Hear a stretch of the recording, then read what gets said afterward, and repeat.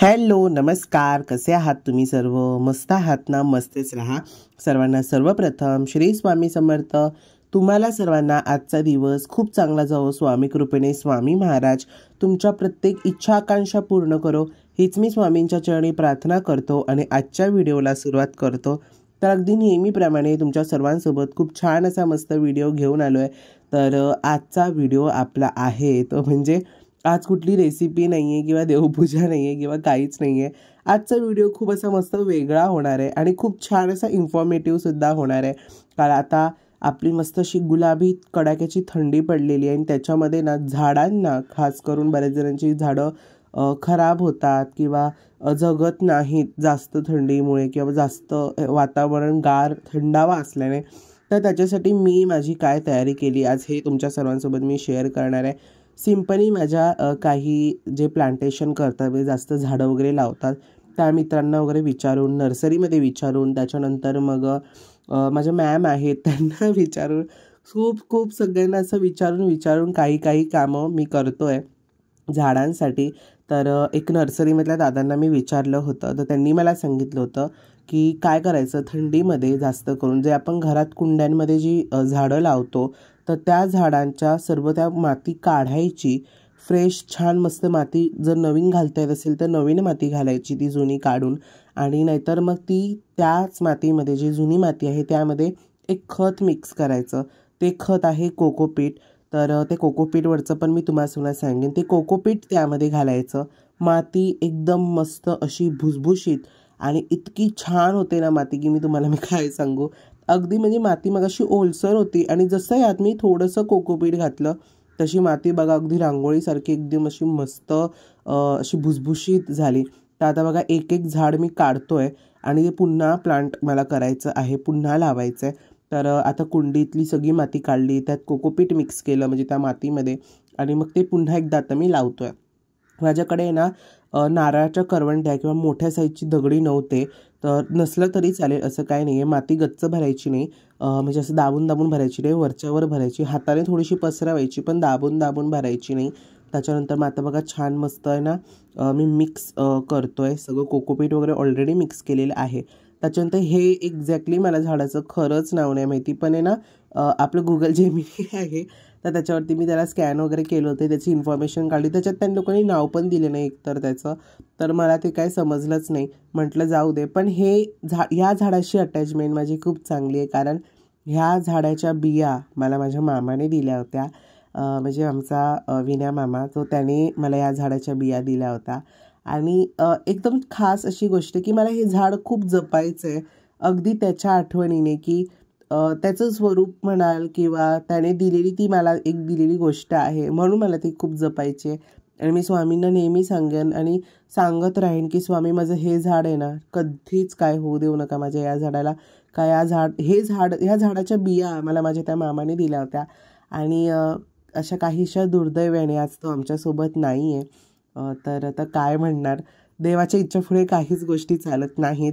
असो, पण त्याचं आठवण म्हणून माझ्याकडे ते खूप स्वामींनी छान असं झाड मला दिलं आहे आणि त्याचं मी चांगलं करेन त्या झाडाला.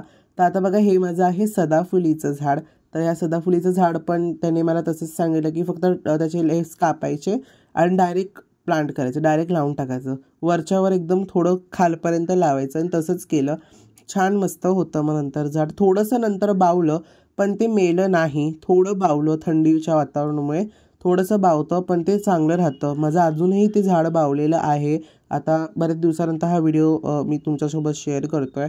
अजूनही ते बावलं आहे पण त्याला फुलं यायची काय बंद झाली नाही आहेत. फुलं येत आहेत, चांगली फ्रेश फ्रेश येत आहेत उलट छान. म्हणजे ते चांगलं आहे, अजून जिवंत आहे झाड. कारण तर थंडीमुळे बघा थोडंसं हे असं जे झालं. तुम्हाला झाड दिसतंय ना, तर हे पण सदाफुलीचंच झाड आहे आणि ह्याला पण छान असे मस्त फुलं आहेत. तर ह्या एक झाडाची कथा मी तुम्हाला सांगतो की आता हे जे झाड आहे ते मी बघतो एवढं सगळं कापलं त्याचं. तर हे झाड आहे ना खूप वाढलं होतं, अगदी बाहेरपर्यंत ते गेलं होतं. तर आहे ना मग ते मी थोडंसं कट केलं आणि त्या आहे ना इथे लावल्या, म्हणजे ही जी रिकामी कुंडी होती तर त्याच्यामध्ये मी लावलं. आणि आपसूक मी जसं तुम्हाला मागाशी सांगितलं, मी जे झाड लावेन ना ते मस्त उमलतं. तर एकदम छान ते असं सर्वाइव्ड झालंय इथे. आणि खूप भारी. आता अजून माझी झाडं आहेत ती करायची आहेत, तर तात्पुरती छोटीशी झाडं आहेत. आता ह्याची पण मी काय करणार आहे, कोकोपीट जे आहे ना माझं, जे मॅमनी बनवून ॲक्टिव्हिटीमध्ये केलं होतं हे कोकोपीट, आणि खरंच खूप छान आहे हे कोकोपीट. म्हणजे जसं ते मातीत मुरतंय ना तसं माती इतकी सैलसर आणि भुसभुशीत होते की तुम्हाला काय सांगू, पटकन झाड लागायला पण मदत होते.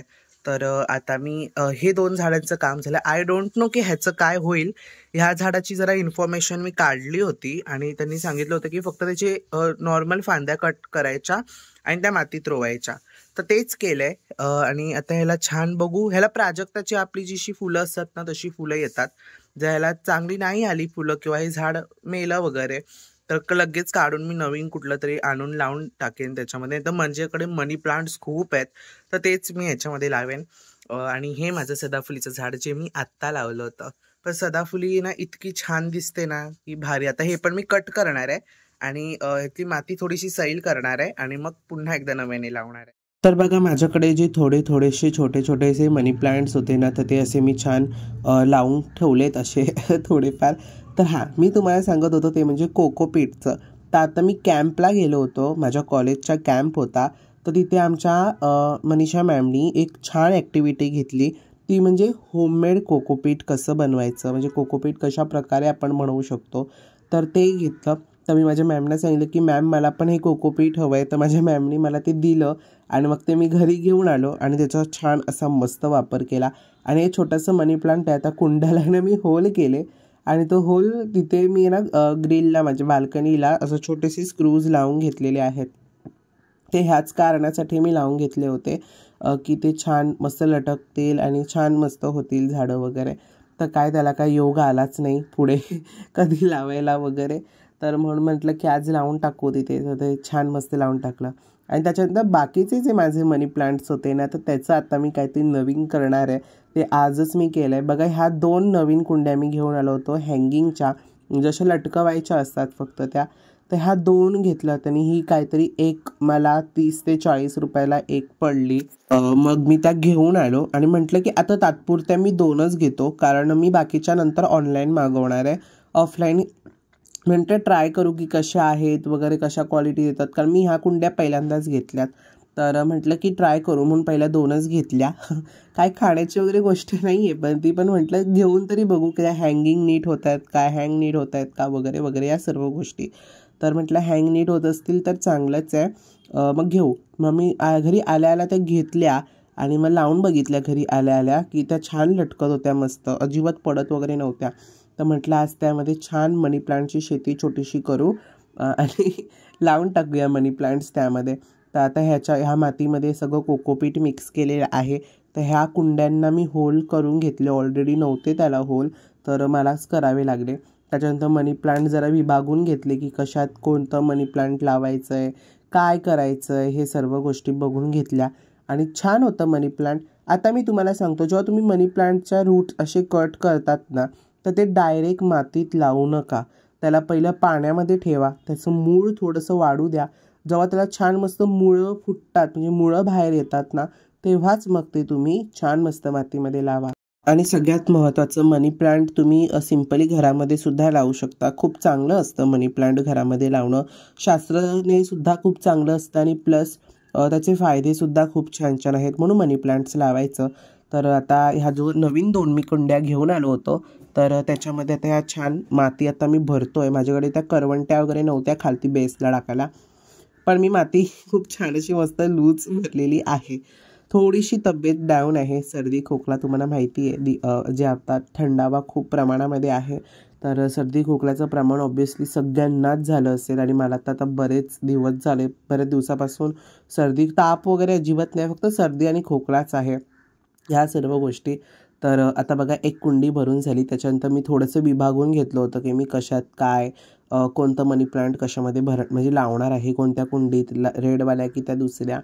तर पहिली ही कुंडी भरायचं असं म्हटलं आणि ह्या कुंडीमध्ये छान पटापटा मस्त झाडं लावून घेतली. मार्गशीर्षची तयारी तुमची कितपत आली आहे मला कमेंट्समध्ये नक्की सांगा. मुखवट्यासाठी दादा रिप्लाय देत नाही आहेत, दादा रिप्लाय देत नाही आहेत, तर मी ती गोष्ट त्यांच्या लक्षात आणून दिलेली आहे. तर ते तुम्हाला देतील रिप्लाय. कसं असतं माहिती आहे, आपण पण समोरच्याला समजून घेणं खूप महत्त्वाचं असतं. बघा, आपल्यासाठीचे 2-3 ऑर्डर्स त्यांच्याकडे नसतात, त्यांच्याकडे असंख्य ऑर्डर असतात आणि प्रत्येकाला रिप्लाय देणं काही काही वेळेस शक्य होत नाही. म्हणून थोडंसं लवकर तुम्ही इन्क्वायरी करणं गरजेचं होतं आणि मी सुद्धा त्या गोष्टीसाठी सॉरी तुम्हाला म्हणतो की माझ्याकडनं पण व्हिडिओ तुमच्यापर्यंत लेट आला असेल. पण दादा आपले ऑलरेडीच व्हायरल आहेत, त्यांचे मुखवटेसुद्धा व्हायरल आहेत. असो, पण आता तुम्ही दादांना कॉन्टॅक्ट करा, फोन करू नका, मेसेज करा, तुमच्या मेसेजला रिप्लाय मिळेल, डोंट वरी. आणि काल एकाने कमेंट केलं होतं, ताई दादा आहेत ते, तर त्यांनी कमेंट अशी केली होती की मी रिप्लाय केले, म्हणजे मी पेमेंट केलेलं आहे आणि मला टेन्शन आलं आहे की लवकरात लवकर मला माझा मुखवटा मिळेल ना, मी ऑलरेडी पेमेंट करून ठेवलं आहे. तर ताई दादा तुमचा मुखवटा तुम्हाला मिळेल, दादा तुम्हाला अजिबात फसवणार नाहीत. आणि मी तुम्हाला सांगितलं होतं की मला इंस्टाग्रामवर मेसेज करा, पण त्यांनी काय अजून मला मेसेज केलेला नाही आहे. तर बघू आता काय होतं आहे. त्यांना मुखवटा मिळेल, दादांनी जर रिप्लाय केला त्यांना म्हणजे ओळखून वगैरे, तसं मी त्यांना त्या सर्व गोष्टी सांगितल्या आहेत मुखवट्याबाबतीत की असं असं कोणी कोणी पेमेंट केलं आहे आणि त्यांना रिप्लाय अजून गेलेला नाही आहे.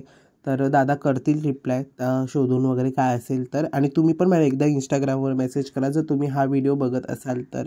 कारण ती 200-300 रुपयाची गोष्ट नाही आहे, प्रत्येकाचा कष्टाचा पैसा असतो आणि असं मी कधीच म्हणणार नाही की कोणाचाही पैसे वाया जाऊ नये किंवा वाया जाऊ देत, असं मी कधीच म्हणणार नाही. पण तरी पण मी तुम्हाला सांगतो, मला इंस्टाला मेसेज करा, काय त्याच्यावरती सोल्युशन असेल, सोल्युशन निघालं आहे त्याच्यावरती. म्हणून मी ह्याच्यावरती एवढं तुम्हाला एक्सप्लेन करतो आहे की सर्वांचंच चांगलं झालं पाहिजे, सर्वांना मुखवटे मिळाले पाहिजेत, छान देवीची सर्वांनी सेवा केली पाहिजे. ओके, तर तो विषय आता आपण बाजूला ठेवूयात. बघा, तुमच्याशी बोलता बोलता माझं सगळे मनी प्लांट्स छान असे मस्त लावून झालेत. ह्या लाल कुंडीमध्ये ना खूप छान असे भरगच्च मनी प्लांट्स लागल्यासारखं झालं आहे. एक म्हणजे मनी प्लांट एवढं हेवी होतं ना की ते लागायला नावच घेत नव्हतं. किती त्याला खोलतोय, टाकतोय, खोलतोय, लावतोय, तरी ते लावायचं बाबा नावच घेत नव्हतं. पण फायनली ते लागलं छान असं मस्त. आणि परत त्याच्यावरती आणखीन मस्त मी माती भरतोय. मध्येच असं मला ना बोलायला सुद्धा होत नाही आहे, एवढा घसा खवखवतोय माझा घसा, पण तरी पण मी बोलतोय. त्याच्यानंतर आणखीन एक प्रश्न तुमचा असेल की आता तुम्ही एवढा पूर्ण व्हिडिओ बघितलात आणि दादा व्हिडिओच्या मध्ये नाव का दिलं आहे, तर त्याच्यामध्ये खूप छान असं मस्त कारण आहे म्हणून दिलेलं आहे. ते तुम्हाला मी उद्याच्या व्हिडिओमध्ये किंवा याच्या पुढे जो व्हिडिओ येईल त्याच्यामध्ये देणार आहे. त्यामागे खूप मोठं कारण आहे. तर असं छान असं मस्त माझी मनी प्लांट आणि सर्व झाडं लावून झालेली आहेत.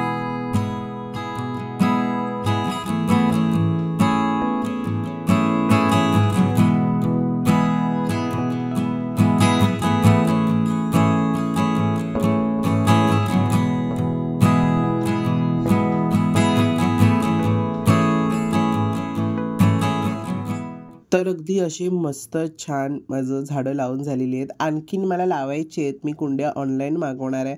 आणि छान आता माझ्या समोर पण खूप सारी झाडं आहेत, खूप छान हिरवंगार वातावरण असतं माझ्या इथे. आणि आपली तुळशी मातासुद्धा विराजमान झालेली आहे, मी तुळस लावून घेतली आहे. ते तुम्हाला दिसत नसेल समोरची कुठली कुठली झाडं आहेत ती, पण ही झाडं माझी तुम्हाला दिसत असतील. तर अगदी नेहमीप्रमाणे तुम्हाला सर्वांना आजचा व्हिडिओ आवडला असेल तर व्हिडिओला लाईक, शेअर, सबस्क्राईब नक्की करा. सर्वांना श्री स्वामी समर्थ.